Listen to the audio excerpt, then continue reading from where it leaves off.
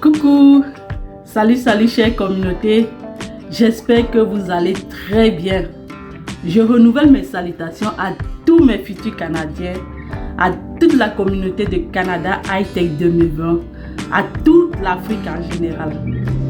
Et j'espère que vous progressez très bien dans vos différentes procédures d'immigration. Donc bonne chance, beaucoup de courage, beaucoup de persévérance, surtout ne baissez pas les bras et n'abandonnez pas. Ok, c'est compris? Bon, la dernière fois, j'ai partagé avec vous une vidéo qui portait sur la date limite de demande d'admission. Donc, pour ceux-là qui ont besoin d'informations sur la date limite, sur la demande d'admission, allez regarder cette vidéo. Je vais laisser le lien sur la description de ma vidéo sur YouTube. Si c'est la première fois que tu passes par ici, je te prie de t'abonner, liker, partager la vidéo et surtout d'activer la cloche de notification pour ne pas manquer d'autres vidéos.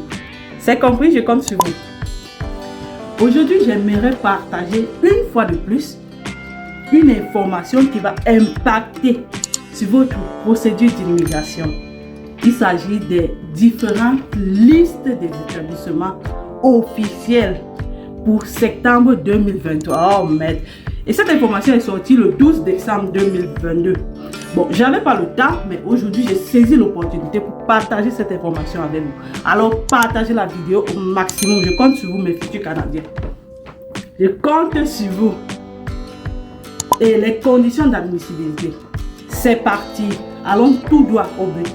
Voici le site officiel de la page qui confirme que les études seront vraiment gratuites pour le programme de septembre 2023. Donc, pour ce qui concerne les liens, tout ce qui concerne les liens, je vais vous les laisser dans la description de ma vidéo sur ma chaîne YouTube. Donc, ne vous inquiétez pas pour ça. Bon, qu'est-ce qu'il dit? Bon, pour vous confirmer encore une autre chose, si je descends plus bas ici, regardez. Je descends là, je vais voir la date. Date de dernière mise à jour. Dans le 12 décembre 2022 là. Donc, je ne suis pas en train de mentir. Je vous donne une information puisée depuis le site officiel du gouvernement. Ceux qui ont les oreilles entendent, ceux qui ont les yeux voient. Bon, on va avancer. On va lire mot par mot. Pour ceux-là qui ne comprennent pas bien le français comme moi là, on va essayer de lire ensemble pour mieux comprendre. Donc mes amis là, les tontons et les tatas là, préparez déjà vos enfants pour qu'ils viennent étudier ici au Canada. C'est gratuit. Saisissez donc l'opportunité. D'autres sont venus ici, n'ont pas eu cette opportunité-là. Moi, je ne vois pas pourquoi vous devez hésiter une fois de plus lorsque vous avez des informations véridiques. Préparez-vous les gars. Je vous attends ici, mes futurs Canadiens. Et surtout vos témoignages. Bon, sans tarder, donc on va commencer la lecture. Exemption des droits de scolarité supplémentaires selon le programme d'études et la région. Bon, on dit ceci. Un nombre limité d'exemptions des droits de scolarité supplémentaires sera accordé à compter de septembre 2023 aux étudiantes et aux étudiants internationaux inscrits et sélectionnés par une université ou un établissement collégial situé à l'extérieur du territoire de la communauté métropolitaine de Montréal. Donc vous avez bien compris, comme moi j'ai compris là. Donc, vous allez choisir les universités de cette liste-ci qui ne font pas partie de la métropolitaine de Montréal. J'espère que mon français là, c'est simple. Il faut seulement comprendre. Ceux qui veulent compliquer là, oh, ça n'engage que eux. Ceux-ci devront suivre un programme d'études en français dans les secteurs d'emploi identifiés comme prioritaires par le gouvernement du Québec, soit ceux du programme de bourse Perspective Québec, c'est-à-dire les technologies de l'information, le génie, la santé et les services sociaux, l'éducation et les services de garde éducatifs. Donc, pour bénéficier de tout ça, voilà dans les conditions, vous allez choisir tous ces différents secteurs d'activité. C'est pas facile, non? Le français c'est trop simple. C'est trop simple. Donc, ça veut dire que quoi? Quand tu vas venir ici, tu vas faire ta demande d'admission. On t'accepte là. Donc, une fois qu'on t'a accepté, ça veut dire que tu as choisi au préalable soit la technologie de l'information, l'informatique non, ça c'est l'informatique. Génie, dans génie il y a beaucoup, il faut regarder, il y a logistique, il y a comptabilité, il y a beaucoup de choses. Donc moi je ne suis pas trop dedans. Donc allez dans les secteurs d'activité là, vous vérifiez si ma filière que j'ai étudiée depuis l'école primaire là, au collégial là et à l'université, est-ce que ça entre dans ce programme ou dans ce secteur d'activité là. Bon, santé et services sociaux, bon, éducation, vous allez fouiller. Il faut bien vous renseigner avant de choisir votre programme d'études. Bon, voici ce qu'ils mettent. Et ils ont même mis ça en gras pour attirer votre attention. Voici ça. Il dit, grâce à cette exemption, les étudiantes et les étudiants internationaux sélectionnés par un établissement d'enseignement et qui répondront aux critères payeront les mêmes droits de scolarité que les étudiantes et étudiants québécois. Cette mesure prendra effet à la session d'automne 2023. Qu'est-ce que vous ne comprenez pas dans cette phrase? Donc, appliquez tout simplement ce qu'ils vous disent. Bon, dans conditions d'admissibilité, donc, pour être admissible, vous devez répondre aux conditions suivantes. Être une étudiante ou un étudiant international inscrit dans un établissement d'enseignement admissible. Être inscrite ou inscrit à temps plein dans un programme d'études en français déterminé par un établissement d'enseignement et lié à l'un des domaines identifiés comme prioritaire par le gouvernement. Donc, il faut tenir compte de tout ce qu'il vous donne comme information.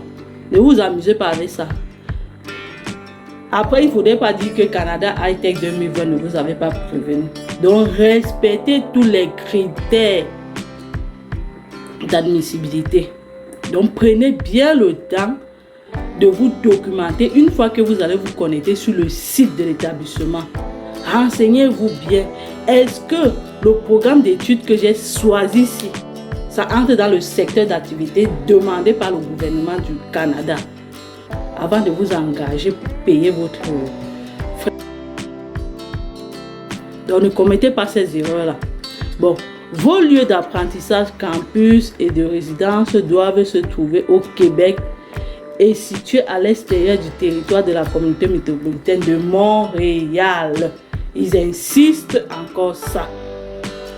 Donc, vos lieux d'apprentissage, campus, entre parenthèses, et de résidence doivent se retrouver au Québec et situés à l'extérieur du territoire de la communauté métropolitaine de Montréal durant vos études. Donc, respectez ça. Vous ne devez pas résider, donc vous ne devez pas habiter à Montréal si vous voulez faire partie du programme de secteur de septembre 2023 là. C'est pas difficile. Donc lisez simplement. Donc même celui qui a un que le français, un que de quatrième là, même de troisième peut comprendre ça. Ok. Bon.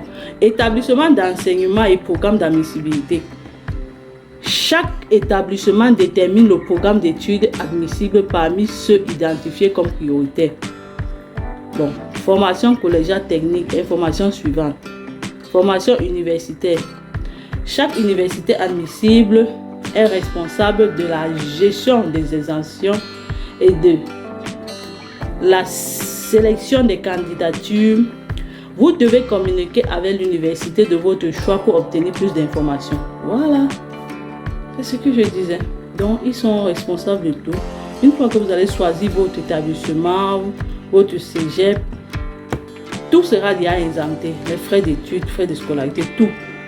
Donc, il faut donc parler de ça au préalable à votre établissement et leur faire comprendre que vous voulez vous inscrire pour la section d'automne 2023 pour pouvoir bénéficier de cela. Bon, voici la liste des universités. J'ai une amie qui me demandait encore, il y a de cela quelques heures, qu'elle voulait venir faire sa maîtrise ici au Canada. Donc, c'est même l'opportunité pour elle. Donc, voici la liste des universités là. Nous avons les universités du Québec Anatibi Témiscamingue. Ok, le nom est long, hein? Ça peut me déchirer la mâchoire. L'Université du Québec de Chicoutimi, l'Université de Laval, l'Université du Québec de Outaouais. Donc, moi je ne vais pas moi lire tout ça. Vous allez lire, c'est pour vous. Je vous ai juste montré le doigt, donc allez là-bas. Bon, collège public, nous avons Cégep d'Abitibi Témiscamingue. Oh là là, encore le nom aussi. Nous avons le Cégep, c'est beaucoup, hein. Ah, vous avez trop de chance. Moi, il dit toujours que les informations comme ça et les opportunités comme ça, elles ne vont pas durer longtemps. Moi, je donne, avec l'expérience que j'ai, moi, je donne au trop maxi. Ceux qui vont commencer à septembre 2023, là, ça va durer au trop même 3 ans. Après, on va bloquer et c'est fini. Et ça sera une joie toute la vie. Oh. Donc voilà les collèges publics là. Collège d'Alma. Donc tu sélectionnes un collège comme ça. Là, ça c'est déjà une autre vidéo. Moi, je ne veux pas entrer là-dedans.